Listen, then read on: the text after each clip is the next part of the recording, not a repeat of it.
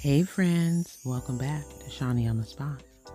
Well, it's that time for the Baby It's Cold Outside 2021 open collaboration hosted by the Daughters of Destiny. And the Daughters of Destiny are Miss Gigi Faison, Lady Cinnamon, Debbie Bubbles, and myself, Shawnee on the Spot. And in my video, I'll be showing you how I like to make my hot cocoa bombs, and I'll show you my fall to winter transition tablescape in a white and gold, so you gotta hang out for that.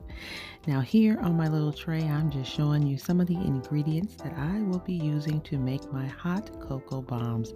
Now I haven't made hot cocoa bombs in many years, and actually this will be my first time using my double crock pot warmer to melt my chocolate.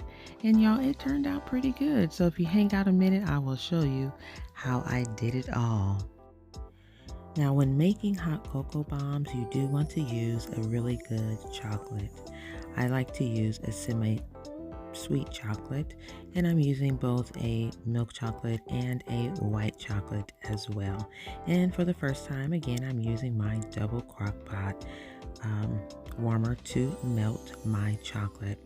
And what I did was I turned it on medium and put my chocolate in, and then I turned it off after it warmed up because it was going to be just enough to warm the chocolate and melt it all the way. You don't want to burn your chocolate. That's the big deal when it comes to melting chocolate. You do not want to scorch it or burn it. So this worked out really, really well. I was looking for a particular consistency and I got it. And so I'm going to be pulling out my molds. Now these molds, I did get them from Amazon and they have many different sizes. And I would say that this is more of a medium size mold. Some people like to use the large ones, and I do too sometimes. But this time I decided to go ahead and use the medium size molds. And with the chocolate, you just want to, pull it around the sides and use the back of a spoon. I find that worked really, really well for me. And as you can see, I did both white chocolate and milk chocolate as well. And once you get your chocolate in your molds, you want to refrigerate them for about 10 minutes. It doesn't take long for the chocolate to harden up. And you see how easy they pop out of the molds. Now my chocolate isn't perfect, y'all. Practice does make perfect, and I haven't made these in several years, but they are super fun. I used to make them with my son when he was young. All right, so with your hot cocoa bombs, once you get your chocolate out of the mold, you can fill them with your hot cocoa and your marshmallows on one side, and then you take your other side and you just take a hot pan and you just do like I showed you there in the demo, and you just want to melt the chocolate just a little bit to make it like a little sticky so that it will stick together, and they make the perfect sphere. And some people like to put peppermint inside of their sphere along with their hot chocolate and marshmallows. And here I'm just drizzling some chocolate on top. Now you want to be careful with this. You don't want your chocolate to be too hot because guess what? It will melt your bomb before you give it a chance to set. So be careful with that, okay? All right, and here I'm just sprinkling some little cinnamon chips on there and some little sprinkles, and I'm going to show you what it looks like when you put your bomb in your cup. Now I'm choosing to use hot boiling water, but of course you can use milk if that is your choice. And here it goes. Boom. Did you see that pop open? That was the bomb. All right, y'all, so this is how my hot chocolate turned out, and this is what I love to do when it is getting cold outside, is have a really hot beverage, and I just love a good cup of hot cocoa. So here are a couple of my bombs that I think they turned out okay.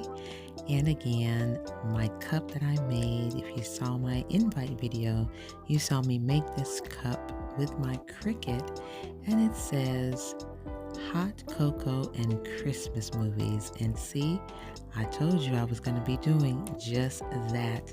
And it looks like I'm sitting in front of a cozy fireplace watching some classic Christmas movies. And that's exactly what I was doing, but that's actually my big screen TV with the fireplace and looks like a little TV there, but I enjoyed my time.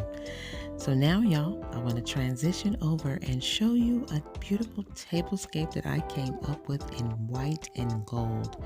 Now, I like to transition seasons by bringing my palette down either to neutral or something with white to get myself ready to transition into the next season. Now, if you've been following me for a moment, you know that I was really knee-deep in to the traditional fall colors. So this is me bringing it down, getting ready to transition over into Christmas and the winter months.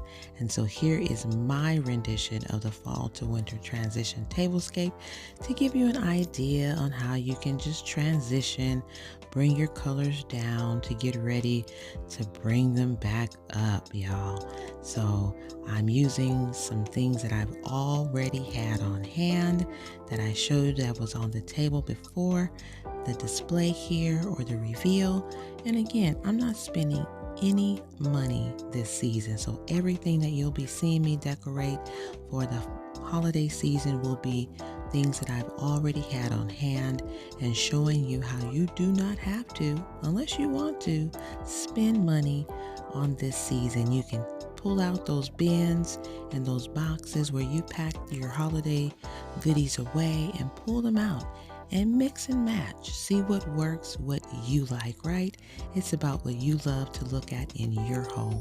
And for me, this is like a beautiful tablescape, bringing some elegance, a little bit of glitz, a little bit of glam as we get ready to get all nice and cozy and hunker it down for the winter time.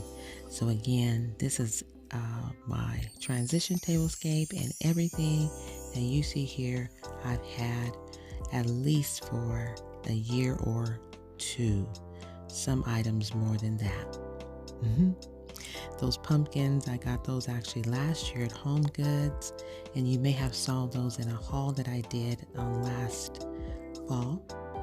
And those pine cones, those are from my yard, y'all. But I did put a little glitz on them and a little glitter using some Mod Podge and just a little bit of glitter. And I just brought those from outside. All right, and my gold plated silverware and serving set I just absolutely love. They are at least, I want to say 25 years or more as far as the age goes on those, and I just had to do a light polishing on them. So y'all, I hope you're enjoying my tablescape.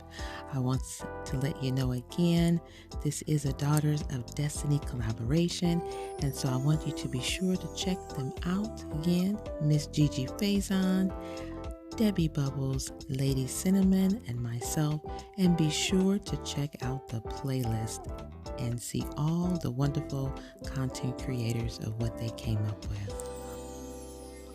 All right, friends, thanks so much for watching. Be sure to be kind to yourself. Like, comment, and subscribe.